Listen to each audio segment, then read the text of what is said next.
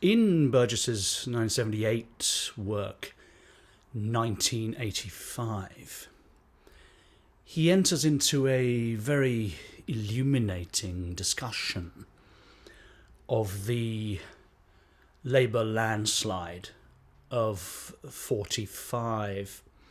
He starts with an examination of the situation in the army, and he writes, "The British class system found its most grotesque expression in the army. The professional officers of high rank imposed traditional modes of speech and social behaviour. An officer had to be a gentleman.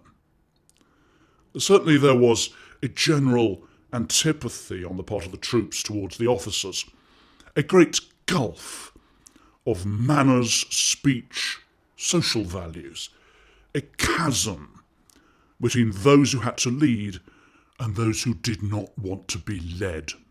30-odd years after demobilisation, there are many former other ranks who enjoy a dream of avenging old insults, injustices, nuances of upper-class disdain. There remains something still in the memory of the officer voice, the reedy vowels of Montgomery, for instance, which arouses a hopeless fury. The structure of the army was a kind of gross parody of the structure of pre-war civilian society. If a man entered the army as a mild radical, he approached the 1945 election as a raging one. A Welsh sergeant summed it up for me.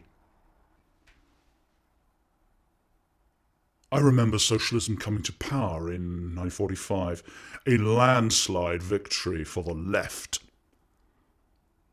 They sang the red flag at the opening session of Parliament. It drowned God Save the King and Rule Britannia and Land of Hope and Glory. Churchill, war leader and head of the Conservative Party, was astonished that the country should reject him, the man who had led it through the valley of the shadow to the sunlit uplands of a qualified triumph. And later, he spoke of betrayal. The justification of his rejection lay in that very astonishment. He just didn't seem to understand what had been going on.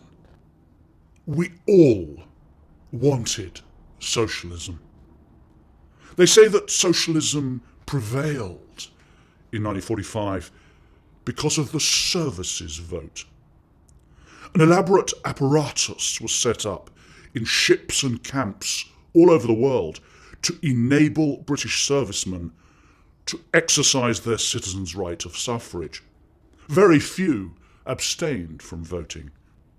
A great many, even those who, like myself, had been brought up in a conservative tradition and were later to return to it, voted Labour without hesitation.